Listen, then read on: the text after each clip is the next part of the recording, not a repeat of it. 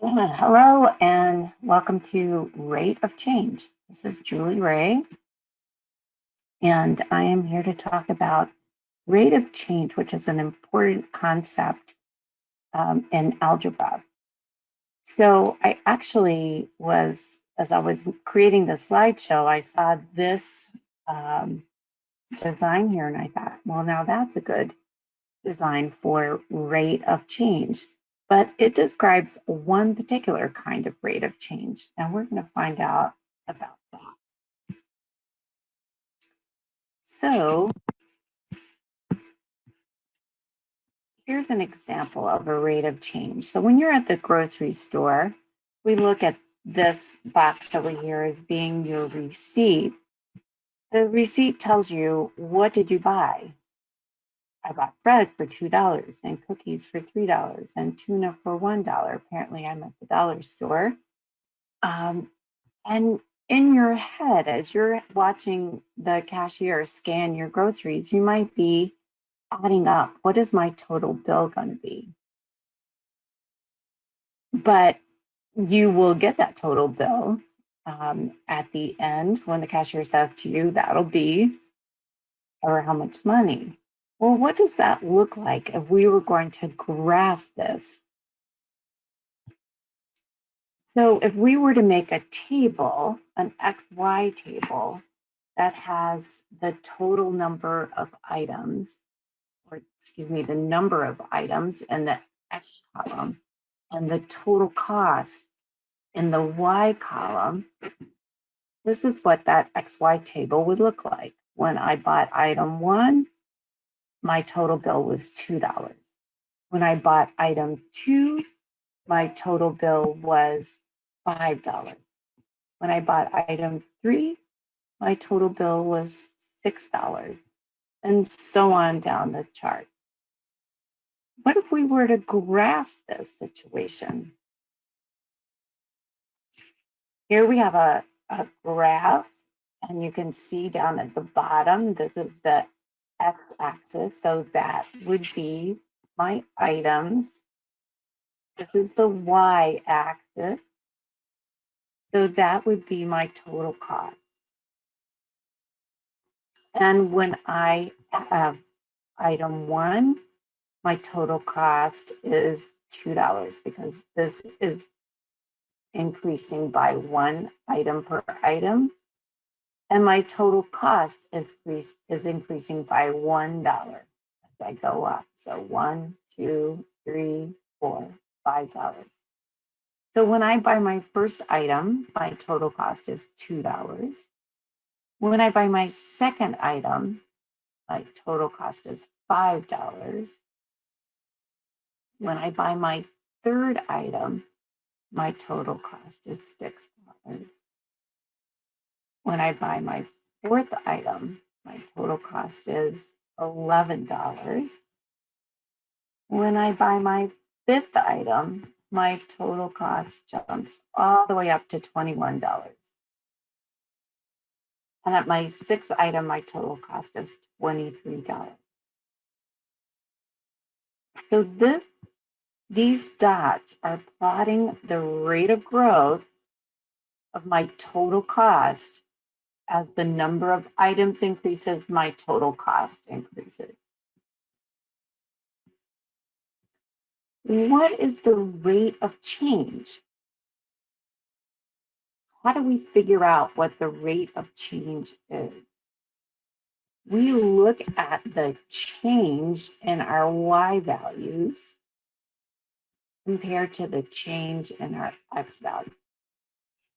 These are going up by 1s, so every time my X changes by 1, what happens to my Y value?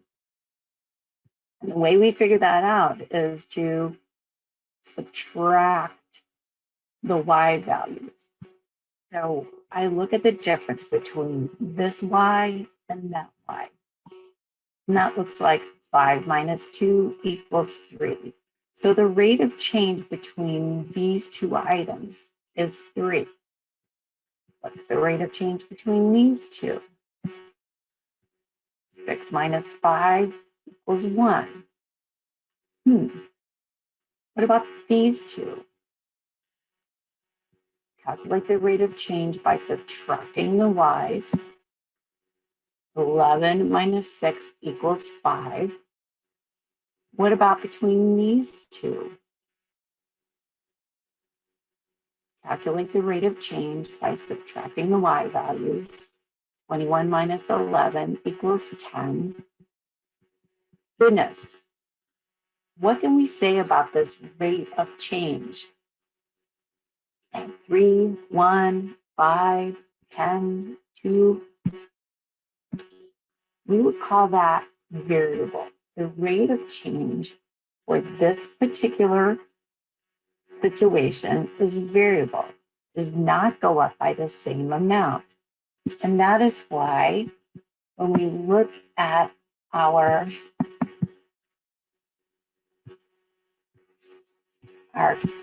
chart here, our graph, we can see that these dots are not going up by the same distance.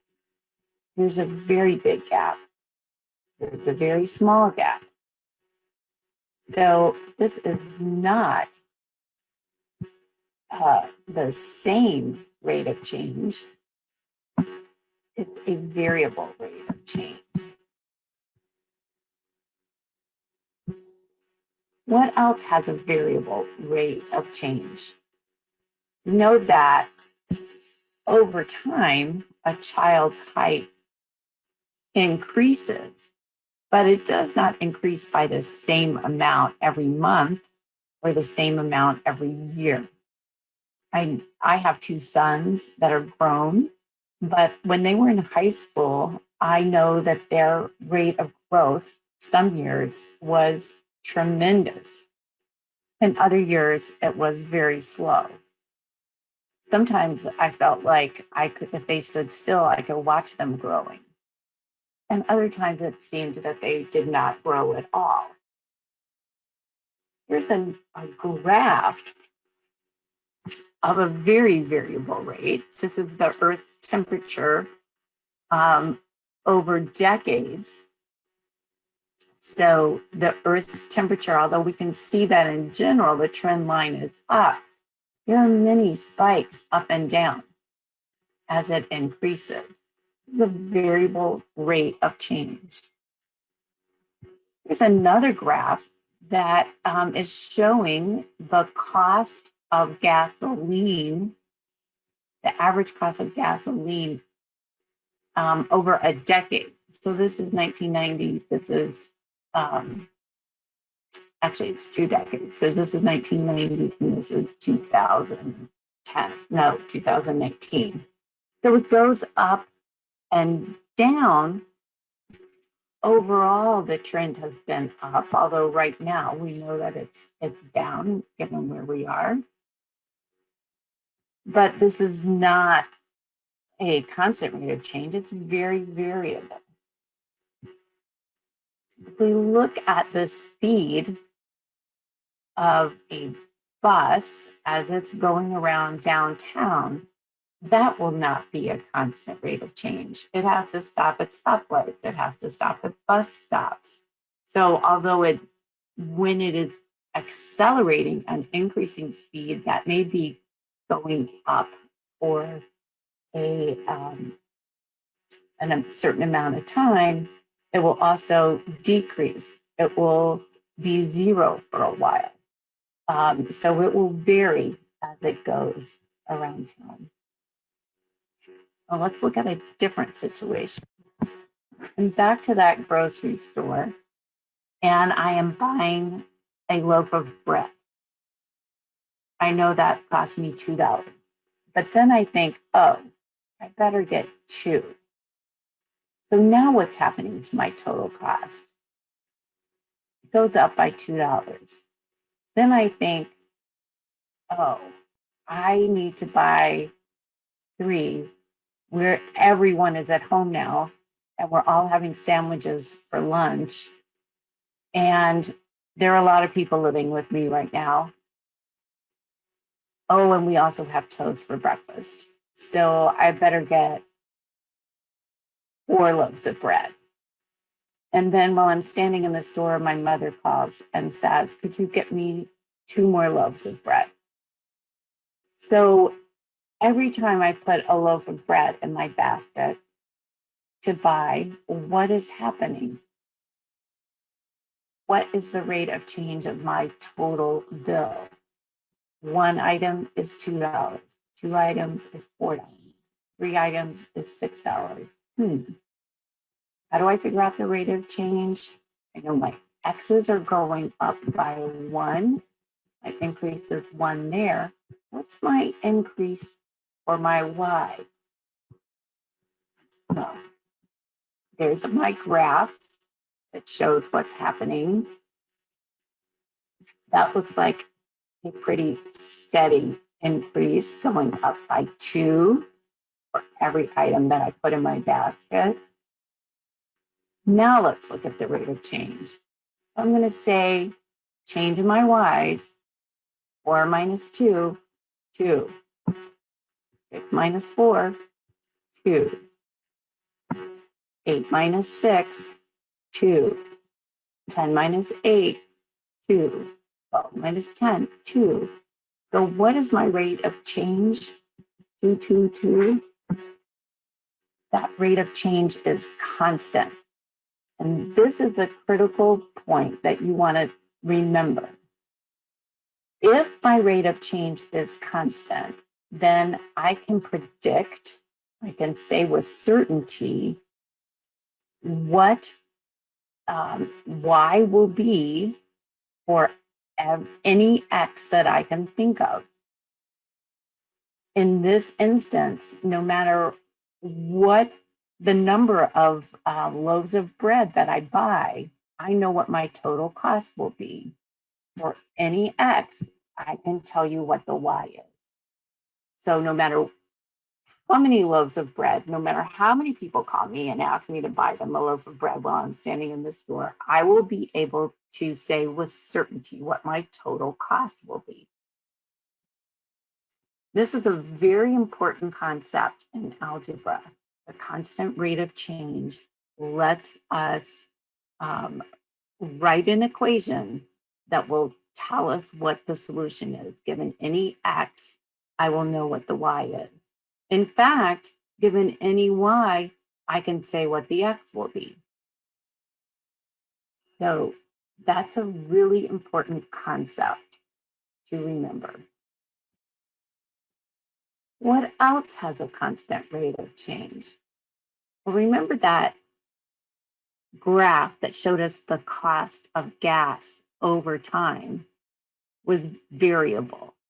But when I'm standing at the gas pump putting gas in my car, I can say if the gas is costing me $1.80 per gallon, then for every gallon that I put in my car, for every gallon, that will be my X. What will be my total cost? It's going to go up by $1.80 every single gallon that I put in my gas. I've many gallons of gas as I've ever put in my car. The price has never changed while I'm standing there putting gas in my car. So in this particular moment, this is a constant rate of change. For every gallon of gas I put in my car, the price is going to go up by the same amount. Let's look at this car. As opposed to the bus going around town, this car will have a constant rate of change. It will be able to accelerate smoothly for a period of time. But then it will level off. You can't keep accelerating. Your car will only go, I don't know, 100, 200 miles per hour. I'm not sure. I've never tried to go as fast as it will go, but there is a limit to how fast your car will go. But what is a constant rate of change for this car is the distance traveled. So on this empty highway where the speed does not have to vary, if the car is traveling at 60 miles per hour, then for every hour, that constant rate of change will be the distance traveled. For 1 hour, I will have traveled 60 miles. 2 hours, I will have traveled 120 miles. For 3 hours, I will have traveled 180 miles. So on this highway, where there is nothing to slow me down, I will travel at a constant speed. My speed will stay the same, but my distance will increase at a constant rate. This is an example of a paycheck, a time card. And you'll notice that there are times worked here, 8 hours, 8 hours, 9.5 hours, for a total of 25.5 hours. And then you get a total pay. Well, this number right here may change based on the week, but what will not change is the amount paid per hour. So we could figure out what is the rate. This is a case where I know the Y and I know the X, the number of hours, and now I can figure out what is my rate. It will be a set amount that I am paid per hour. Now that may change on an annual basis. I might get an increase, but on this particular paycheck, I will be paid the same amount per hour. That will be a constant rate. The number of hours I work times my salary per hour will give me my total cost. And then here's another constant rate, 450 calories per serving, whatever this is that I'm eating. For every serving that I eat, I will take in 450 calories. If I eat one serving, 450. If I eat two servings, 900 calories. So you get the idea. This is a constant rate. For every serving, I will take in 450 calories. So these are all examples of constant rates of change. So let's go back to that example of if I had to buy 24 loaves of bread, what is the total cost? So I could keep going with this chart, or I can figure out how would I determine the cost for 24 loaves of bread? What is really happening here? How do I get from this X value to this Y value? So before we calculated what is the change in the Y's, I add to,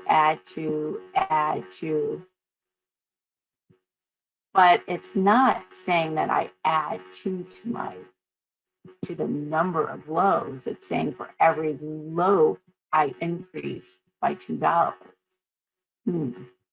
So how do I get from 1 to 2, from 2 to 4, from 3 to 6, from 4 to 8? How does that work? What do I need to do with the number in the X column to find the number in the Y column?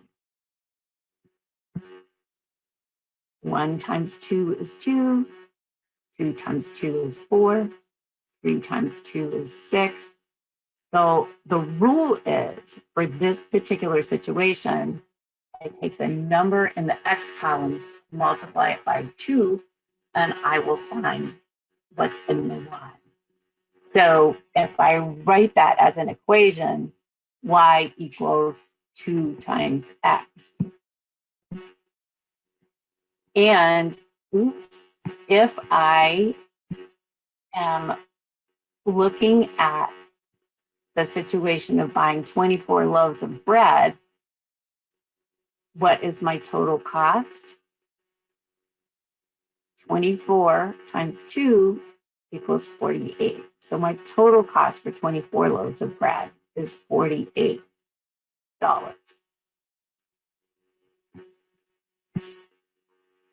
Here's another example.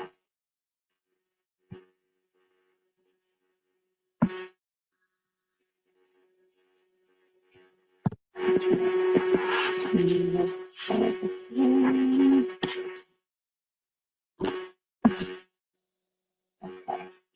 So Lisa earns $8.10 an hour and worked 40 hours.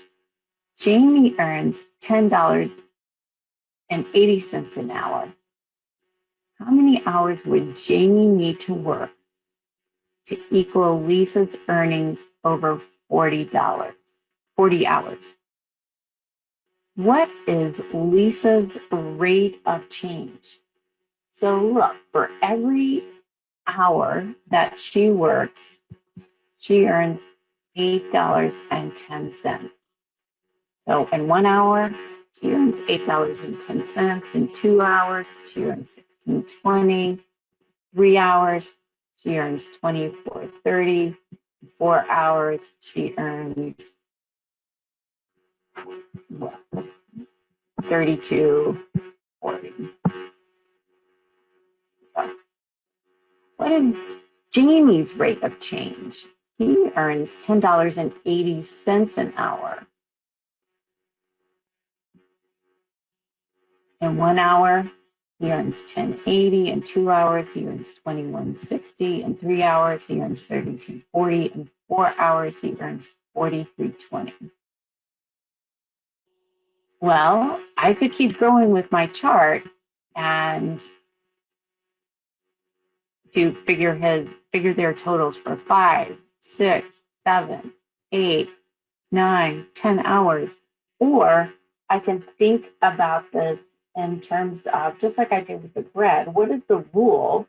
How am I going to get from hours to total cost?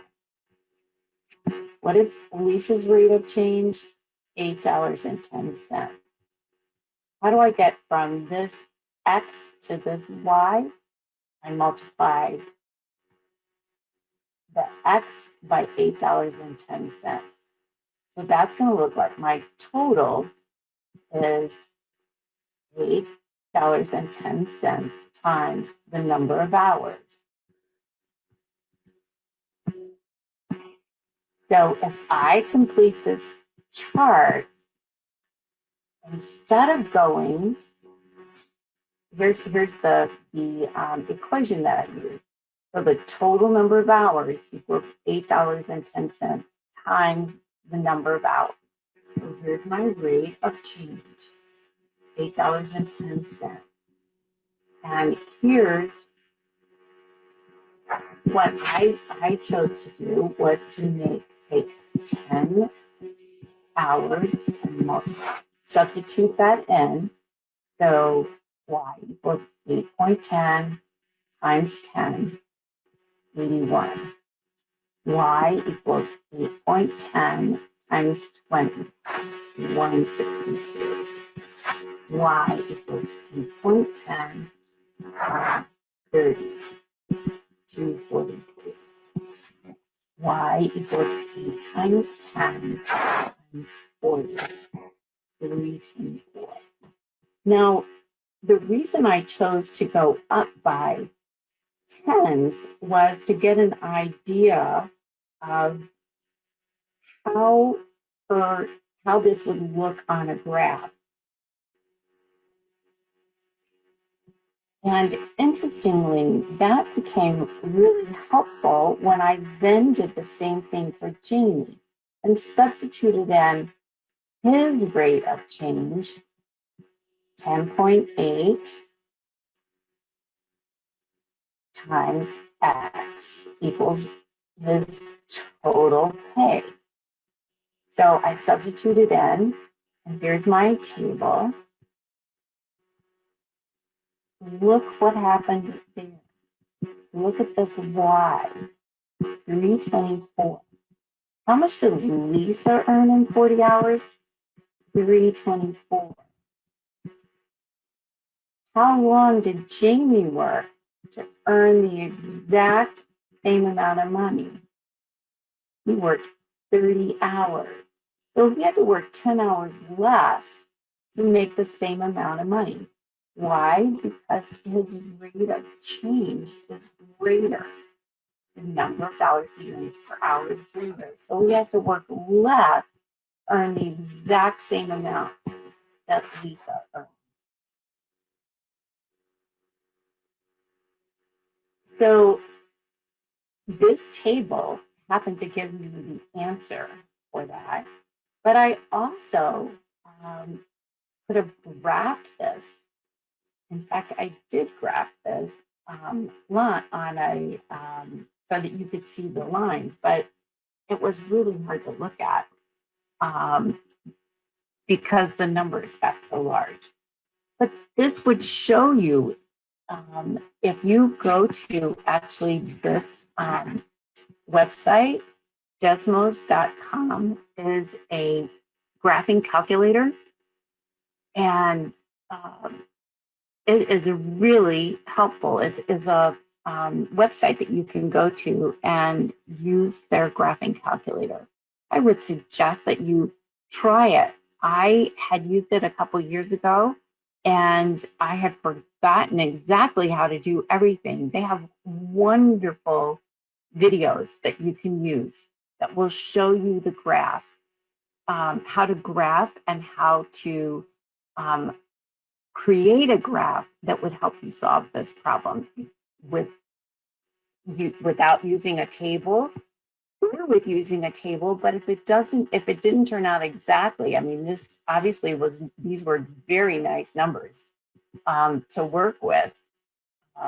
But if his rate had been different, so that maybe it took him 32 hours to make the same amount of money, we would have had to play around a little bit more. This was very obvious. These are nice numbers to work with.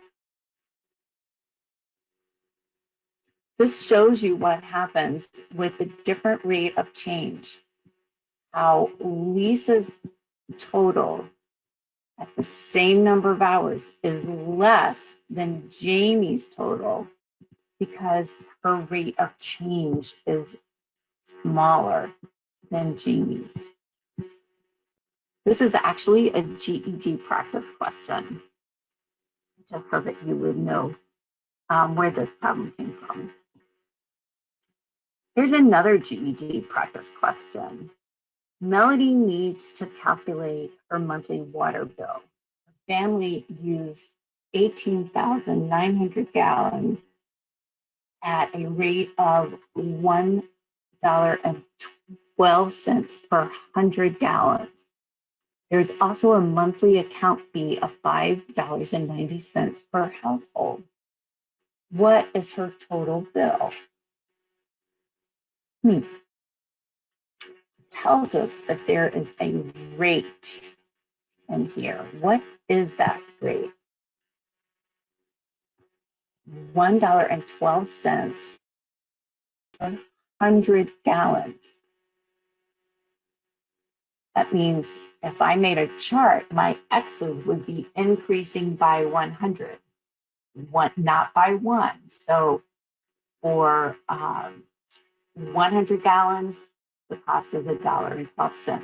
For 200 gallons, the cost is $2.24. So that X value in the chart is going to be increasing by 100. So what is the rate in this problem? $1.12 per 100 gallons. How many gallons did they use? 18,900. Is there anything else in this problem that we need to look at? Well, it also says there is a monthly account fee of $5.90 per household. So, what is her total bill? They're asking me what her total bill is going to be. So that's going to be my variable. And then I'm going to have a rate I'm going to multiply this rate times the total number of gallons. And then I have to add on $5.90 because every month you have to pay $5.90 for her household. Let's see what that looks like in an equation. The total bill equals my rate times the total number of gallons plus $5.90. If you're familiar with a linear equation in the slope-intercept form, you can see that this looks like y equals, there's my slope, which is another word for rate of change. There's my x, the number of gallons, and there's my y-intercept, because I'm going to start every month at $5.90, and then my bill is going to go up at the rate of $1.12 for every 100 gallons. So how do I solve this? One of the things that I wanted to show you is if I were working on a board, I would never write my rate with that slanted division sign. That, I think, leads to confusion.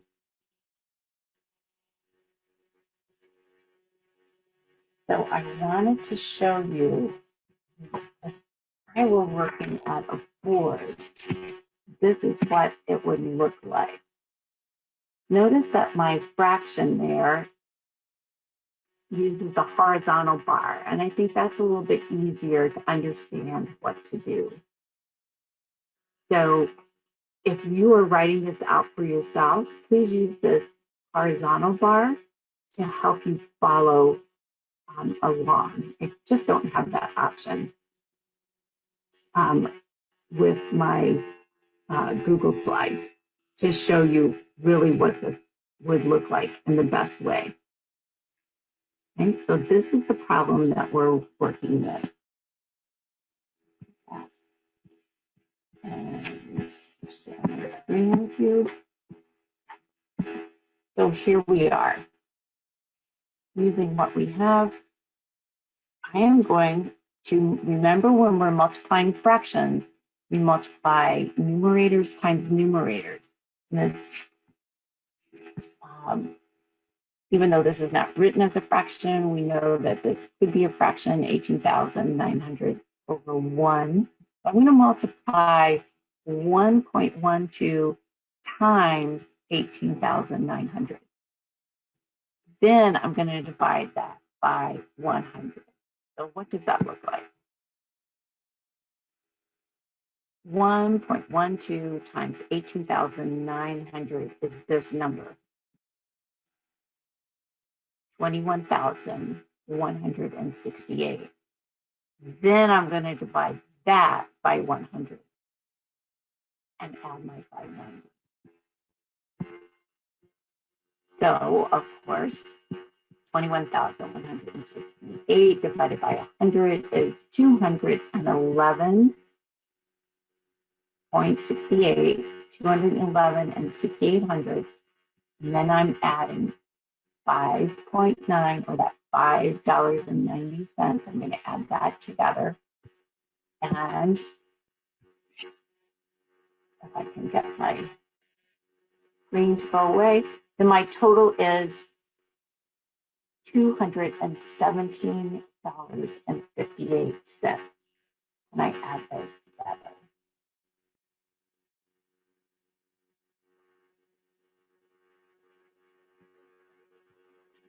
So really, this is a straightforward question. If you notice that you think about this as a rate problem where we have to, I want to know what is my total cost based on the number of gallons of water that I use. So as my X is the 100 gallons per water, that goes up, so does my total cost, and that's my Y. So this is an XY chart, a problem that is a linear equation where the total cost that I have to pay for my water is a function of how many gallons of water I use.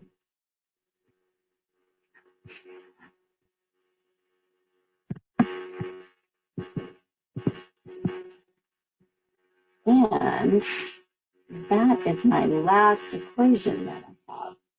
So remember that rate of change is an important concept in algebra, particularly the constant rate of change, because that means if I know the X, I can always find my Y. I can always create an XY chart, or I can graph it to find the answer, or I can write an equation and substitute in the values that I know. So this is rate of change. All of the rates of change that we've looked at today have been positive, but they can certainly be negative as well. And that would look like the negative rate of change would be on a graph, it would be decreasing, going down from left to right. On an XY chart, it would look like your Y values are decreasing as you go down. So I hope that has been helpful, and check back again and see what else we have. Thank you.